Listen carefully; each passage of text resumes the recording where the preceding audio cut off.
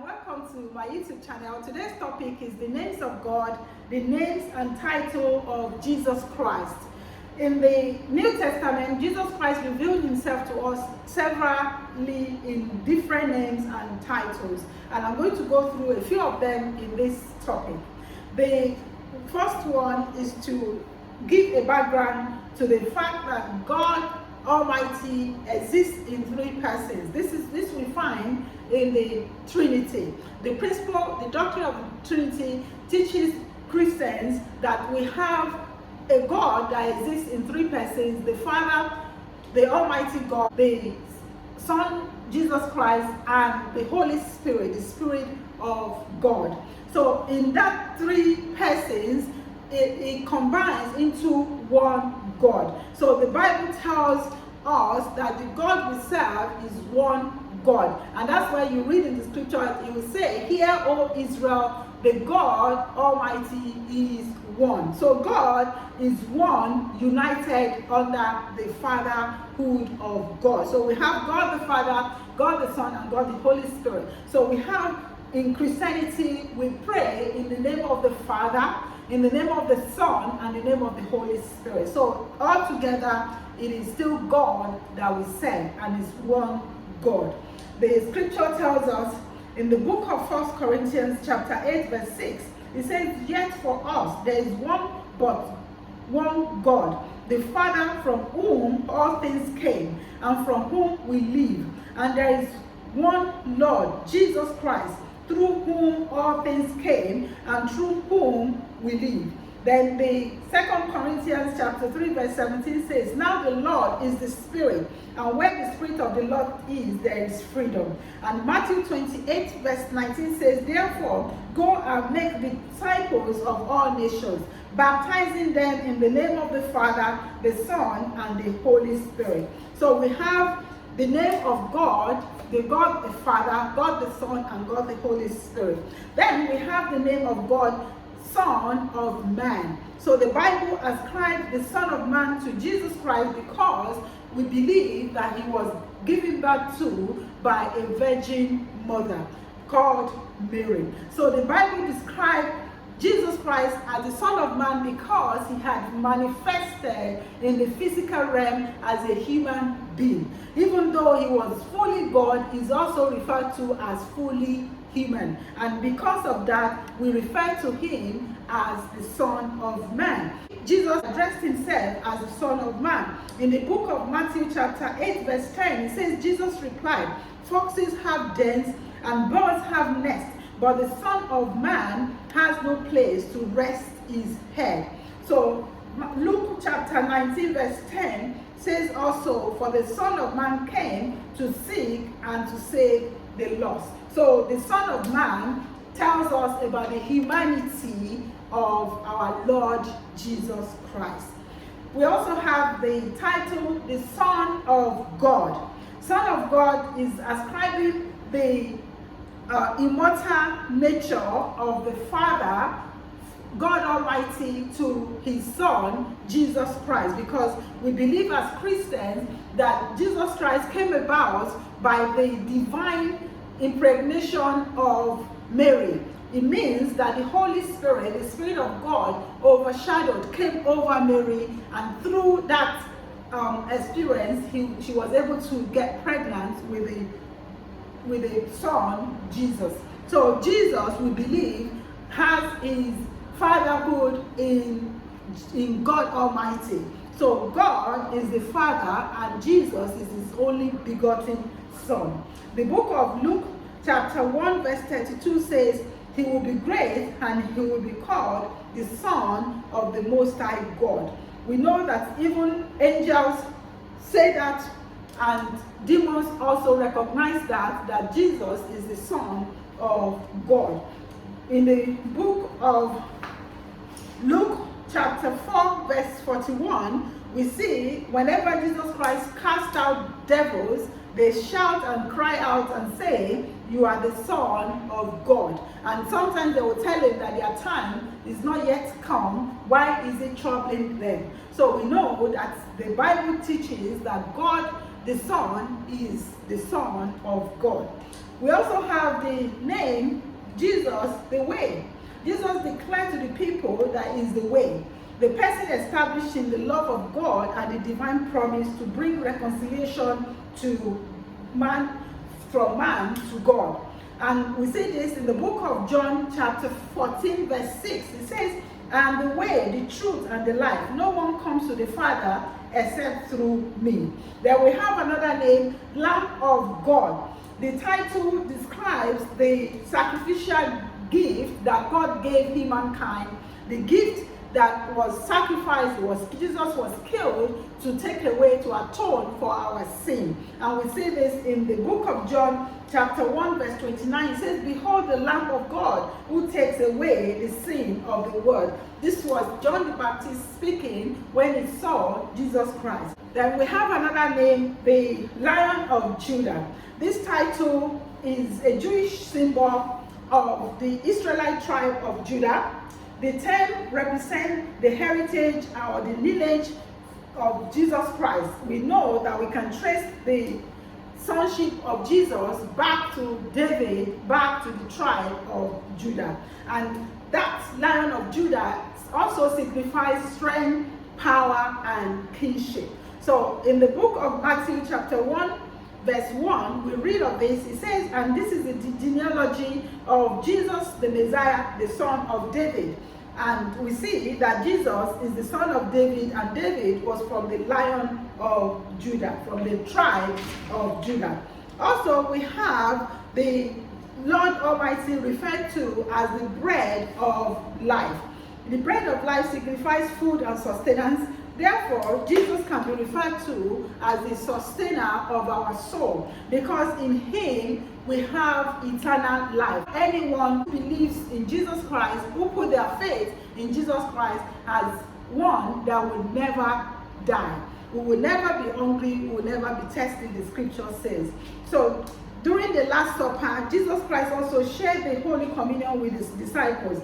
He explained to them that the bread signifies his body that will be broken on the cross. And this we read in the book of Luke chapter 22 verse 19. It says, "And he took the bread, gave thanks, and broke it, and gave it to them, saying, 'This is my body given to you. Do it in remembrance of me.'" And furthermore, he declared to the people that it was a significant act that his body would be broken, similar to that bread, because bread brings refreshment to people and life to people, his body that would be broken on the cross would also bring us life. And this we read in the book of John chapter 6 verse 35. It says, "Then Jesus declared, I am the bread of life. Whosoever comes to me will never go hungry, and whosoever believes in me will never be thirsty." We also have Jesus Christ referred to as our advocate. Advocate is a person who argues a case, or someone who speaks on behalf of another, who intercedes on behalf of another. It could be a lawyer, a spiritual intercessor. In this case, we have him as a God. So our God Jesus Christ is our advocate who speaks on behalf of us, between us and God. He intercedes and is a go-between. So God is our advocate, and in him we have our salvation, because as an advocate, he knows how to argue a case against the devil, the accuser of the people of God. So the Lord Jesus Christ is able to win that case, and he had already won the case for us. So we are overcomers in Christ Jesus because we have God as our advocate. And it says in the book of John chapter 2 verse 1, "My dear children, I write this to you so that you will not sin. But if anybody does sin, we have an advocate with the Father, Jesus Christ, the righteous one." So Jesus Christ is the righteous one, and he is our advocate. Another one is the door. The Bible says Jesus reveals to his people that is the door to salvation. A door is an opening or an entrance that we can go through into a building. So Jesus being the door shows that is the opportunity and the way for us to access God. So he provides accessibility to God. We lost the connection and the fellowship with God in the Garden of Eden when Adam sinned, but in the God Almighty, who is now become our door, our salvation, our way, our truth, we now have reconciliation, and we have an opportunity and a possibility to go back and be reconciled to God. The book of John chapter 10 verse 9 says, I am the door. If anyone enters me, he will be saved and will go in and out and find pasture. Then we have another name, Savior. Savior is a person that saves us from danger. In Christianity, we believe that Jesus Christ is our Savior, because the prophet had already prophesied that a Savior would come, and in the book of in the Gospel, we find that that had already been fulfilled. Even though some people still believe that Jesus Christ has not yet come in the flesh, as Christians, we believe that he has come and revealed himself, manifested in the flesh, and we have him as our deliverer, our Savior, and the one that's redeemed and atoned us from the sin and the accusation of the devil. In the book of Luke chapter 2 verse 11, the Bible says, for unto you is born this day in the city of David a Savior, who is Christ the Lord. Then we have another title for Jesus Christ called the Truth. The truth means sincerity or the quality of being true. So Jesus Christ, being the truth, signifies that we have the way, we have the truth to guide us into the good news of salvation. And whatever he says he is, we can trust him, we can trust his word that is dependable, and we know that through him we have our truth revealed to us through the gospel. And in the book of John chapter 14 verse 6, the Bible says, I'm the way, the truth, and the life. No one comes to the Father except through me. So we know that Jesus Christ is the truth. And then we have the name, the Kings of Kings and the Lords of Lords. The title refers to the kingship and the leadership of our Lord Jesus Christ. So we know is the Lord and Master. Lord is someone who has authority, wealth, and leadership over others. And we believe that as Christians, Jesus Christ is that person, is supreme, and he has sovereignty, and we have our will submitted under him. We worship him, we adore him as our King, as our leader, and as our Lord and Master. And in the book of Revelation chapter 19 verse 16, we read of this. It says, and on his robe and his tie he has a name written, Kings of Kings and the Lords of Lords. Then we have also the name or the title, the resurrection and the life. So Jesus is referred to as the resurrection and the life. The title means that he's actually the Savior of all. He offers us eternal life in his blood. Because he died, he rose again by the power of the Holy Spirit. So he's alive. So Jesus is alive. Because Jesus is alive, the same thing comes to us as the joint heirs, the co-ownership of the grace upon his life. So because he's the resurrection and life, we also will be resurrected after death. Because the Bible says that Jesus said to her, I'm the resurrection and the life. The one who believes in me will live. Even though they die, they would rise again. So John 11:25 confirms the fact that we are going to be eternal beings. We will die physically, but spiritually we will carry on living forever. Then we have another title, the Word. The Word means the Word of God, the Bible. The gospel teaches that God's word is true, and the word became flesh and dwelt amongst us. And the Bible tells us that Jesus is that word. In the book of John chapter 1 verse 14, it says, and the word became flesh and dwelt among us, and we beheld his glory, the glory as to the only begotten of the Father, full of grace and truth. Also, in John 1:1, it says, in the beginning was the Word, and the Word was with God, and the Word was God. So the Word of God is another name or a title ascribed to Jesus Christ. We have another name, the chief cornerstone. The chief cornerstone means someone that is solid. You know, the cornerstone are like the rocks or the blocks that we use to support the building like the structure rests totally upon the cornerstone. So Jesus is considered or regarded as the chief cornerstone upon which our whole system of salvation is placed. We read of this in the book of Acts chapter 4 verse 10 to 11.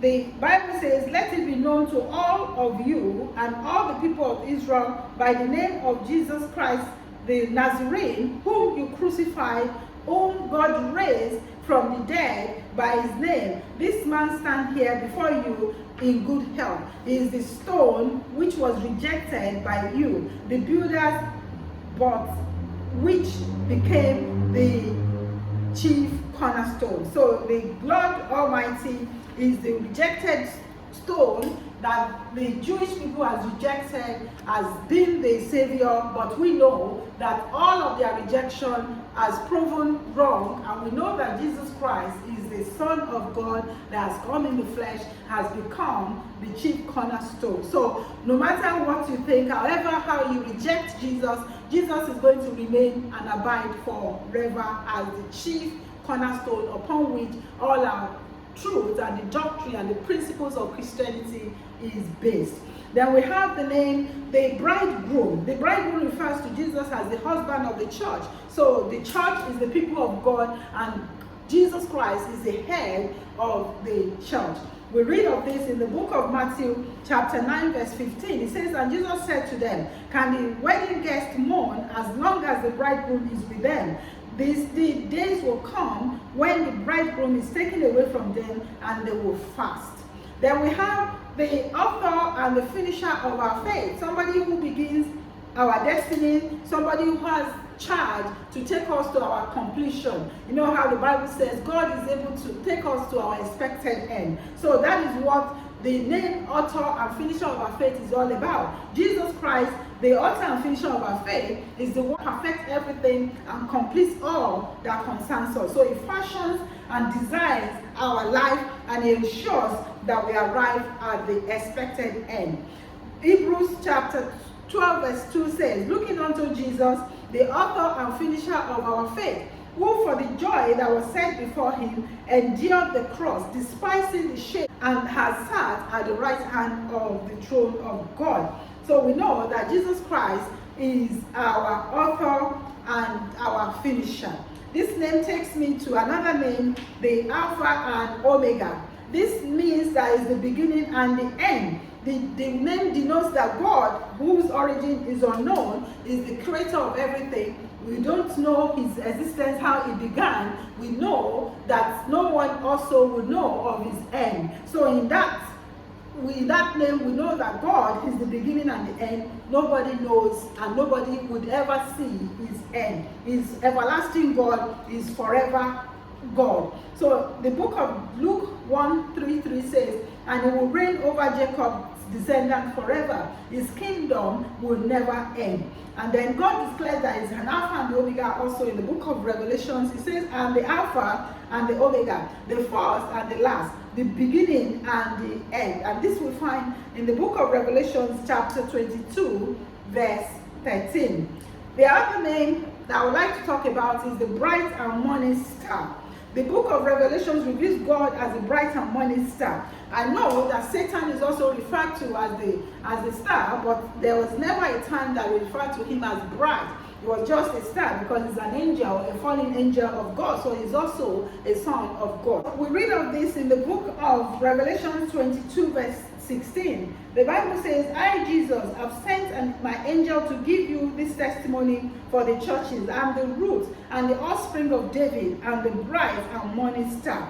The testimony of Jesus Christ, referring to himself as the bright and morning star, shows us that he is a star. A star is someone who has a bright destiny, someone who is of a kingship, has a kingship and a grace upon his life. So God Almighty, Jesus Christ, he is the Son of God, and is the star that has the power to deliver people. So he's been given the authority to save every human that believes in him. So star implies the divinity of Jesus Christ.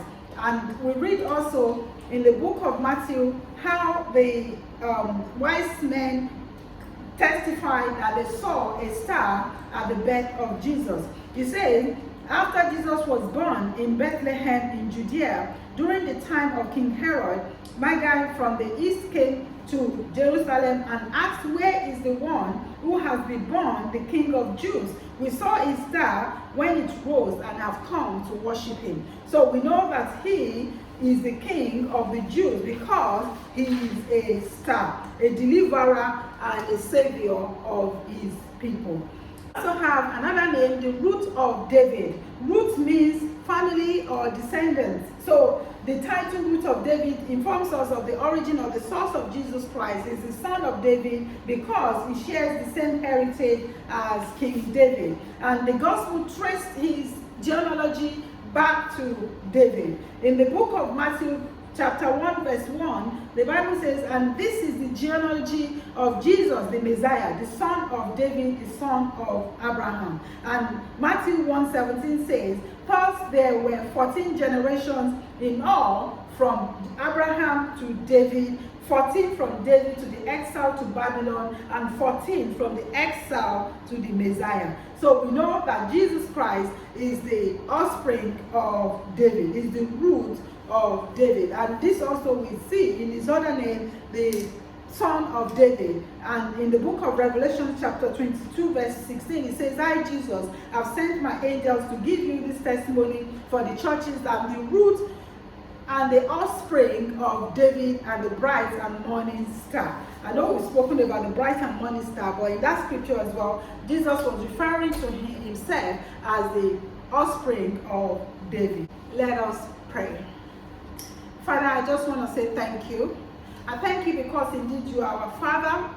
You are the one that has given us your only begotten Son, Jesus Christ. And as Christians, we do believe that Jesus has manifested in the flesh. He has lived with us here on earth, and we know that He's the Messiah. So Lord, we say thank you for that manifestation of your Son, for your deliverance, for your saving us from the devil, from all the work of hell, that you have placed Jesus above all else. So Lord, we say thank you for your wonderful names, the King of Kings, the Lord of Lords, the Alpha and the Omega, the bright and morning star, the root of David, and every beautiful name that you have revealed yourself to us as we praise you, we love you, we use this name to bless you, and we say thank you for being our God. In Jesus' mighty name I pray.